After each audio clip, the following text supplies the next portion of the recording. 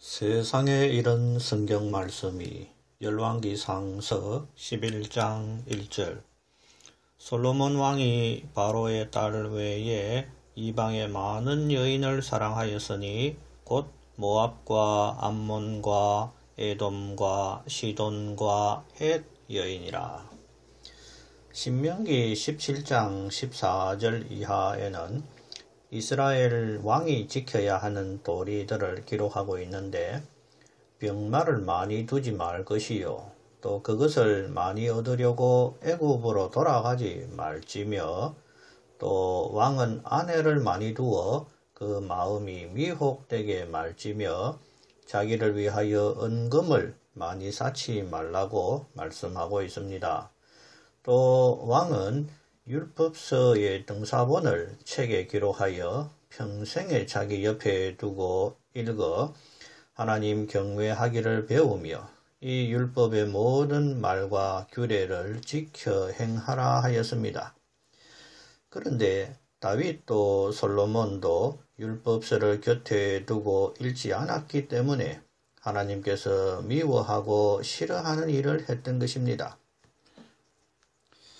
하나님으로부터 특별 지혜를 받은 솔로몬이라도 율법서를 읽고 배우지 않으면 하나님께서 하지 말라 하신 일들을 전부 행하는 어그러진 길로 걸어간 모습을 발견하게 됩니다. 예루살렘이 우상의 도성이 된 것은 놀랍게도 하나님으로부터 전무후무한 지혜를 받은 솔로몬에 의해서입니다. 그가 1000명의 아내들이 요구하는 대로 아스다롯과 밀곰과 금오스를 위해 산당을 지어주고 아내들이 우상의 신들에게 분향하는 것을 용납했던 것입니다. 오늘날 교인들도 성경 66권을 읽고 배우기보다 성경적인 서적들을 많이 보는 것을 봅니다. 성경은 이미 통달했는지 아니면 읽어도 잘 몰라서인지 성경보다 성경적인 서적들을 읽으면서 스스로 지혜롭게 여기는 것을 보게 됩니다. 아무리 성경적인 책도 성경은 아니며 오히려 성경을 읽지 못하게 하는 책들에 불과할 수 있음을 알아야 합니다. 실제로 개인이 성경을 읽어 그 속의 진리들을 원만히 이해하는 것은 쉬운 일이 아닙니다. 지도하는 사람이 없이 홀로 성경을 읽는다면 초등학생이 고등수학을 혼자 풀겠다고 덤비는 것과 별로 다르지도 않습니다. 그렇기 때문에 그나마 목사들이 성경을 가르쳐야 할 텐데 놀랍게도 목사들도 성경을 잘 모르고 또 실제 신학교에서 성경을 배우지 않습니다. 성경을 잘 가르치는 목사들도 신학교에서 성경을 배운 것이 아니라 스스로 공부하고 연구해서 성경을 깨달은 것입니다. 신학교의 커리큘럼에 성경이 없는 것이 놀랍지 않습니까? 신학교에서도 성경적인 서적들을 읽게 하고 리포트를 쓰게 합니다. 신학생들은 이미 성경을 통달한 것으로 가정하고 신학적인 과목들을 가르치는 것이 참으로 어리석지 않습니까?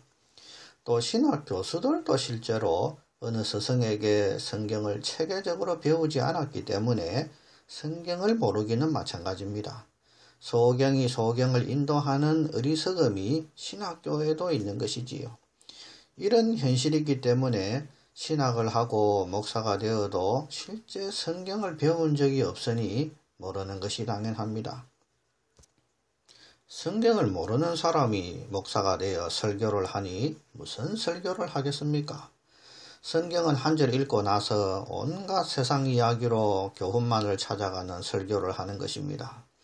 이사야서 28장 10절에는 당시의 제사장들과 선지자들을 비판하면서 그들의 설교를 빗대어 대저 경계에 경계를 더하며 경계에 경계를 더하며 교훈에 교훈을 더하며 교훈에 교훈을 더하되 여기서도 조금 저기서도 조금 하는구나 라고 기록되어 있습니다.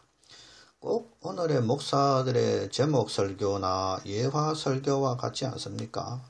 요절 한 절 읽어놓고 온갖 세상 이야기로 노닥거리면서 구약에서 조금, 신약에서 조금 요절만을 인용하면서 자기가 정해놓은 교훈과 경계를 맞추어가는 행태가 바로 오늘의 한심한 설교인 것입니다.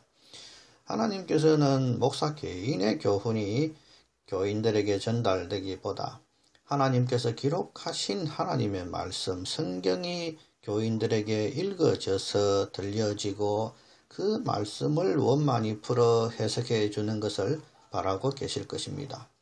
대하설교를 하면 4년이면 창세기부터 요한계시록까지 모두 읽고 모두 해석해 줄 수 있는데 목사들은 일평생 설교를 위한 설교만 합니다. 이사야나 예레미야 당시 제사장들이나 선지자의 메시지라면 오늘날의 목사의 설교와도 같다고 볼 수 있습니다. 그 당시 제사장들과 선지자들의 메시지는 평강하다였습니다. 하나님께서 지켜주시니 결코 외세의 침략은 없을 것이고 하나님의 성전이 있는 예루살렘은 평화가 있을 것이라는 듣기 좋은 말만 하였습니다. 그러나 예레미야를 통한 하나님의 말씀은 당시 제사장들과 선지자들은 다 사악한지라 그들의 말은 다 거짓이라고 말씀하고 있습니다. 참 선지자 예레미야는 하나님의 진노가 가득 찼고 그로 인해 바벨론 군대가 쳐들어올 텐데 바벨론에 순순히 항복하면 살 것이라고 외쳤습니다. 그렇기 때문에 예레미야는 매국노 취급을 받으며 제사장들에게도 백성들에게도 환영받지 못하는 삶을 살았습니다. 예레미야 5장 30절에는 이 땅에 귀괴하고 놀라운 일이 있도다. 선지자들은 거짓을 예언하며 제사장들은 자기 권력으로 다스리며 내 백성들은 그것을 좋게 여기니 마지막에는 너희가 어찌하려느냐라고 기록되어 있습니다. 평강과 복을 외치는 선지자는 그때나 지금이나 사람에게 아부하는 거짓말쟁이일 수 있음을 깊이 생각하시기를 바랍니다. 오늘날 사회나 교회의 악을 생각한다면 하나님께서 과연 이 시대 교인들에게 복을 내려주고 싶을지 아니면 저주를 내려주고 싶을지 양심의 손을 얹고 생각해 보시기를 바랍니다. 교회 안에 하나님의 말씀은 없고 사람의 교훈만 난무하면서 잘되고 복받을 것이라는 탐심만이 선포되는 교회를 불꽃 같은 눈으로 보고 계심을 사꾼 목사들과 그에 속는 어리석은 교인들은 크게 회개하기를 기원합니다.